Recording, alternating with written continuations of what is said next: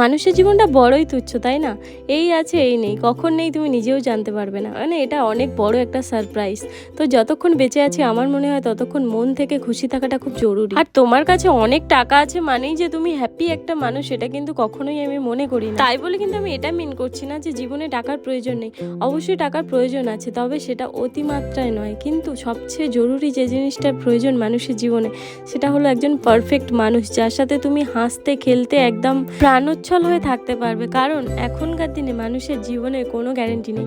এখন তুমি আছো, কিছুক্ষণ পরে নাও থাকতে পারো। হ্যাঁ, কিছুদিন আগে অবধি আমিও মনে করতাম যে জীবনে বাঁচতে গেলে অনেক অনেক টাকার দরকার হয়তো, কিন্তু তারপরে আমি যখন ডিপ্রেশনের প্রচন্ড পর্যায়ে চলে গেছিলাম, তারপর এটা রিয়েলাইজ করতে পেরেছিলাম যে টাকার থেকে প্রচন্ড জরুরি একটা মানুষ। আর আমার এই কথাগুলো তারাই রিলেট করতে পারবে যারা প্রচন্ড ডিপ্রেশনে থাকে ম্যাক্সিমাম টাইম, আমার মতো। মানে যাদের কোনো কারণেই ভালো লাগে না কিছু, কোনো কারণ ছাড়াই তাদের কান্না আসে, কোনো কারণ ছাড়াই যাদের প্রচণ্ড রাগ হয়ে যায়, তো তাদের না ভাই অনেক দামি দামি গিফটের প্রয়োজন হয় না, একটু কেয়ারের দরকার হয় জীবনে।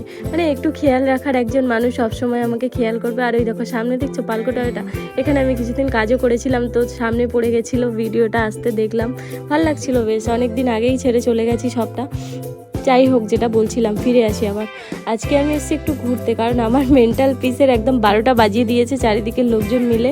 তাই জন্য আমার প্রিয় মানুষটা ঠিক করেছিল আমাকে একটু ঘুরতে নিয়ে যাবে, মানে আমাকে একটু মেন্টালি ফ্রেশ বানানোর জন্য। তাই জন্য আমরা এসে গেছিলাম মেদিনীপুরের গান্ধীঘাট বলে একটা জায়গাতে। আমি কখনো আসিনি, অনেকদিন ছিলাম খড়গপুরে, কিন্তু আমার কোথাও ঘোরা হয়নি। কিন্তু এবারে আসার পরে ও আমাকে বললো চলো তোমাকে একটু ঘুরিয়ে আনি, তো ভাবলাম চলো যাই।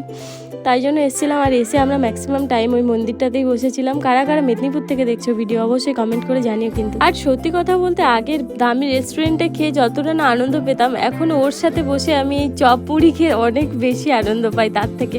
মানে মনে মনে যেন আলাদাই একটা শান্তি থাকে, জানো তো। তো ও খেয়েছে চপ মুড়ি, আমার অতটাও পছন্দ নয়, তবু ওকে কোম্পানি দিয়েছিলাম। আর আমি একটু দই ফুচকা খেয়েছিলাম। তারপরে ওই একটু এদিক ওদিক ঘুরে টুরে আমরা বেরিয়ে পড়লাম আবার।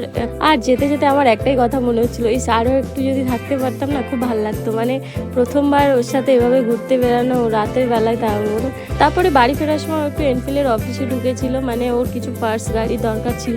যাই হোক, বন্ধ হয়ে গেছে শোরুম, ততক্ষণে আমরা হাতে হাত ধরে বাড়ির দিকে যাচ্ছি। আর রাস্তায় একটা চাটনির দোকান দেখে আমি বললাম আমাকে কিনে দিতে হবে, তো আমাকে কিনে দিল একটা, নিয়ে একদম আনন্দে বাড়ি যাচ্ছি। টাটা সবাইকে।